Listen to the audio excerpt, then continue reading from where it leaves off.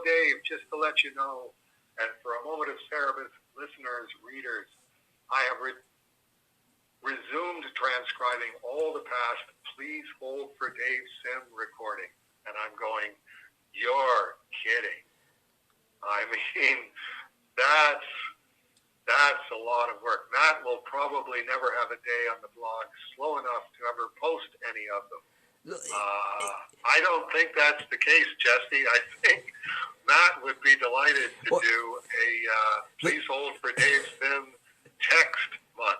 Well, okay, what happened is he was sending them to me, and I was okay, I'll post these when I get a minute, and then things were happening, there were auctions, and Sodor wasn't coming out anymore, and it was the end of the world, and so I got a couple of them, and then he sent me a bunch of the files, but he didn't label what they were, so then I gotta start reading it while listening to the first part of the various months Please Holds to figure out which one this is, so that I can label it correctly when I post it. And I'm like, okay, this is a weekend when I'm not doing anything else, I will take care of all of this, and then I just kept getting busy and lazy and working my real job and stuff.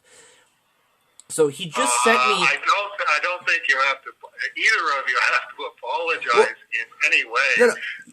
I find both of those tasks unimaginably difficult. He just sent me, I don't know how many. He sent me an email with a number of them. Like, he's done... I think he's almost all caught up. So, wow. Of the... What are we at? Like a year and a half now, I think? 2 years?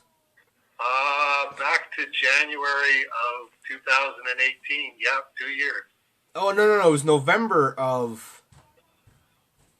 Was it November of 18? It was November was the first one, because it was when Stan Lee died. Okay. Was the first one. But that's... So I have them all, and I sent him a message back saying, what's probably going to happen is Tuesdays are just going to be Please Hold transcripts until I get them all up. I will just maybe we should do an unimaginably long book of Please Hold for Dave Sim, and here it is. It's 900 pages, and you and Jesse make all of the money off of it, because I like I said, I just couldn't imagine even doing this, and there's a part of me that was gonna get all the transcripts printed out, you go through, make sure that, there's no, like, he sent me a message saying that I talked to Carson, and we did it over a Zoom meeting, and Zoom gave us a transcript. So he did a transcript of the Zoom meeting, because the Zoom transcript has got some oddities in it, like every time I mentioned Eddie Gahana, Zoom thought I said daddy.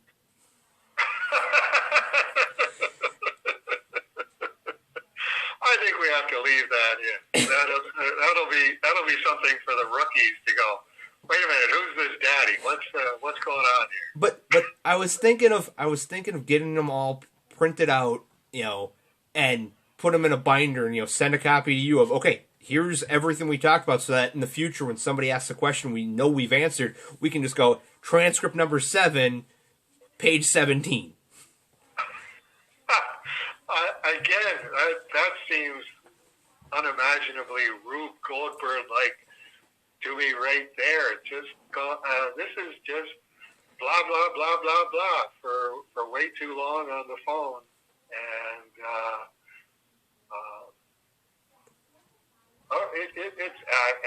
what do I know? I'm just Dave Sim. Well, it's the fact that I do it as a we used to do them as just YouTube videos, and they were relatively broken up into relatively short pieces because my internet was slow, and anything over 15 minutes would just kill my internet for the weekend while I was trying to upload. Now I have new internet, and no, it doesn't matter how long it is. Within about 10-15 minutes, the video will be up on YouTube once I start uploading them. But since I did the podcast thing where, okay, you can listen to it in your car, like, Margaret loves it because she listens to these on her way to and from work, and I'm going, I just don't see listening to myself that much. But then again, Margaret's not us, so it's all new to her. Right, exactly. And it's, I mean, if that's the sort of thing that you like, that's just the the sort of thing that you like. I'm not going to quarrel with that. So he's got the Steve Swenson, Carson Grubaugh, and Wilf Jenkins interview. Similarly, shameless plug number 2, I have resumed my Cerebus Fan Award-winning daily review YouTube videos of Cerebus, having just begun form and void. There will be a Dave Sim and Cerebus dance party at the end of one of the upcoming episodes. I just haven't decided which one yet. Perhaps for issue 300, which will be, God willing, on February 22nd, my birthday. It only took me 5 years to do it. Yes, he is, I think he was the first Cerebus Superfan Award winner. That sounds about right. So, it's, Jesse, my hat's off to you. The hats of future Cerebus fandom are off to you. Everybody going, I can't imagine anybody doing either of these. And congratulations. Okay, for questions, I was wondering, was Bran Mac Mufin in, quote, the light during issue 300? There's a Pigt barbarian, but I don't recall if you've ever said definitively if it was him or not. I know in Bran's case, suicide meant being doomed to repeat life, but Ham was there too, and he did kill himself, unless he got off on a technicality due to Mary's involvement. Yeah, that opens a number of cans of worms. Before you answer, I thought we asked this in the Yahoo group 5 questions, and the answer was, if I remember correctly, and I'll have to double check and correct myself if I'm wrong, was that no, it wasn't Bran because Bran committed suicide. But, like I said, I could be wrong, and I'll double check. But go ahead and answer and contradict me. I don't care. Okay, it's like you could argue that it's Bran, or you could argue that it's just one of the Pigs. One of the questions that like what I was documenting there was the fact that I'm deeply suspicious of the whole near-death experience, the rushing towards the light, and everybody that you know who has died is there to greet you. Maybe it's just that I can't think of anybody that I knew who would be ushering me to heaven. It's like, I can definitely picture, a lot of people that I know who have died, but I don't picture any of them as having gone to their reward. I picture them as having gone to the other place. And consequently, it's like, I think I said way back when, my response to finding myself rushing towards the light, like looking down at my corpse and then rushing through this tunnel of light and seeing anybody that I knew in the course of my life. My question would be what Cerebus's question ends up being, where's Rick? Which is just like a thought balloon over his head and a picture of Rick in it going, if I was going to heaven, I would assume that Rick would be ushering me into heaven because, Rick was the most devout monotheist in the storyline. And instead, it's all of these people who you could think a lot of things about all of those people in that group shot, but devout and reverent wouldn't be anywhere near the list. So, as I said, my instinct, and I hope it would transcend the death experience would be to just kneel and start praying. Just recite my prayer and see what happens then. Close my eyes. I don't want to have anything to do with anybody that I knew while I was alive. So, no offense. I don't want to hurt anybody's feelings who God sent here to welcome me to wherever I'm being welcomed to. I think prayer would be a much better idea. I do tend to think that because people who commit suicide but don't actually die and come back from near-death experiences, I can't think of any instance where they said that they were looking down at their corpse and they were rushing through the tunnel of light and seeing everybody that they knew had already died. So I assume that it is possible for you to kill your own soul by committing suicide, which is why I think suicide is a very, very, very bad choice in a very, very, very large context. And not just in a very, very large context, but just a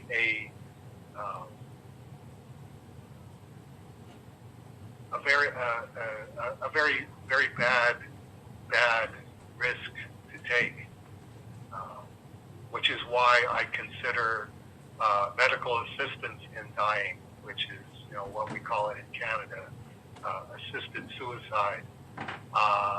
You would have to guarantee me that I could kill myself and blame it on you because you're the one that actually injected me or whatever. I don't think that's the case. I think it's a free will thing, which is why it's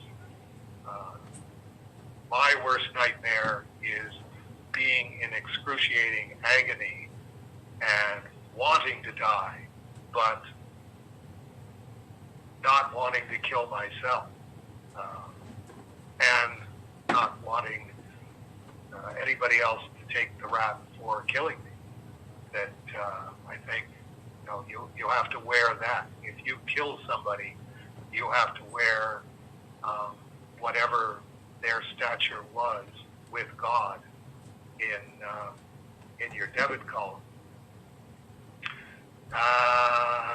Since I'm not being morbid enough, how do you figure the roach died? Is this one of those, his life ended with a whimper and not a bang type things that seem to have been the case for so many characters and so many people in life? His ending during Mothers and Daughters was pretty definitive for him as a magical being, but then he popped up just fine as Fan Roach in Guys.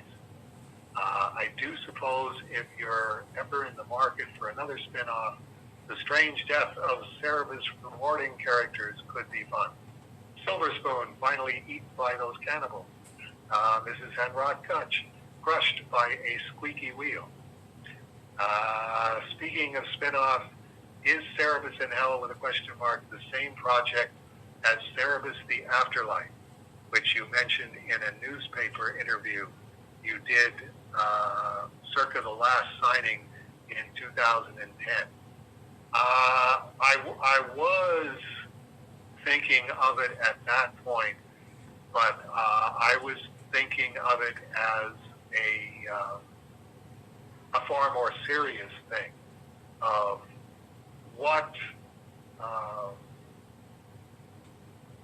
would Cerebus's soul be experiencing in the afterlife? How much of a punishment would he be subjected to just by virtue of choices that he made and the consequences that were the result of those choices? He was a centerpiece kind of figure in his world and in his lifetime.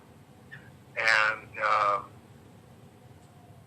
I never got far enough to actually draw anything, but I was definitely picturing Cerebus sort of at the bottom of the bottommost circle of hell and under this crushing weight, and just can't even make a step up from there.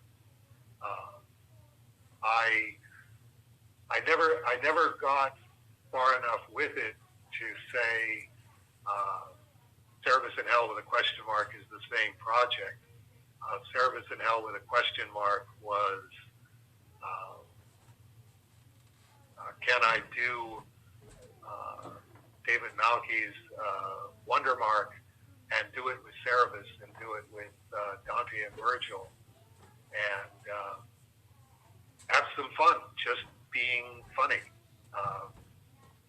Don't really care if anybody else thinks I'm being funny, as long as I think I'm being funny and David Birdsong thinks I'm being funny, and you think I'm being funny, and Sean thinks I'm being funny, and Benjamin Hobbs thinks I'm being funny. We're the ones putting in the hours on this. So mission accomplished as far as I'm concerned. I'm not gonna lie. Every time they're like, "Hey, we're doing this issue," and it's like, okay, for me, the high watermark of Cerebus in Hell, the issue that every time I think about it, I get a smile on my face, is Cerebus Woman, because there's just so much in that issue that makes me laugh out loud, and not just like chuckling, just full on belly laughing. That I'm like, okay, whatever we're doing, that's my goal. That's what I'm shooting for. That's the bullseye. If I can make it as funny to me as that is to me, we've won. I appreciate that. I thought that one was really funny. It was. I think you'll identify with the experience when you're writing something. When you're writing Cerebus in Hell, if it's just absolutely dropping into the laptop computer, and it's as if it's just stay out of the way of it. Just. This is going to write itself. The ones that are hard work are not nearly as funny as the ones that are completely effortless. The experience I've had is working on the 2 Vark Wars issues was, the idea pops in there and I laugh, and then I, turn it around in my mental hands like a Rubik's Cube, and all of a sudden the pieces click together, and it's, I have to stop whatever I'm doing and write this down right now so I don't forget, because this is, it's transcendent of, did I come up with this or did I not come up with this? But it's hilarious either way. Right.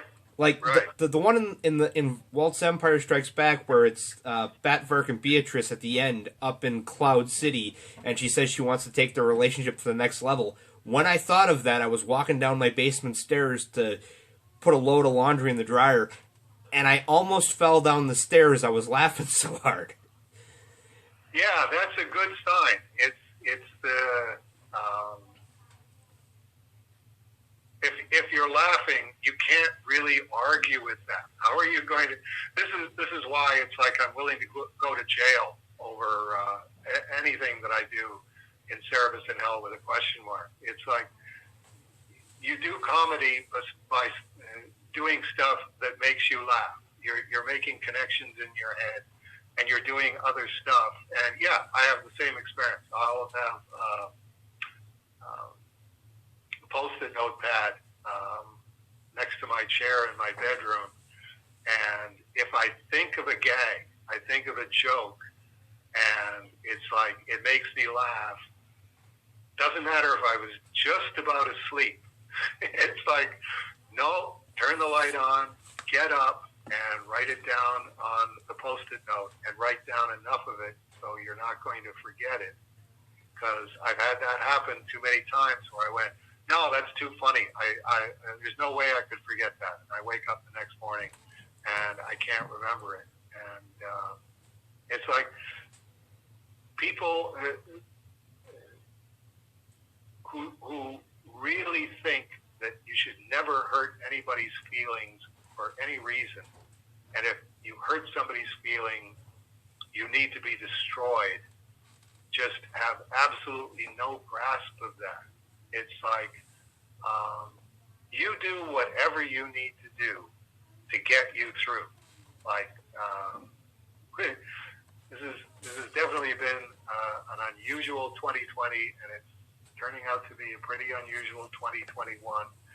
Anything that I do that gets me through, and one of the biggest things that gets me through is just making myself laugh. That's a funny idea. I can't wait to do that as a comic strip. I can't wait for people to read that.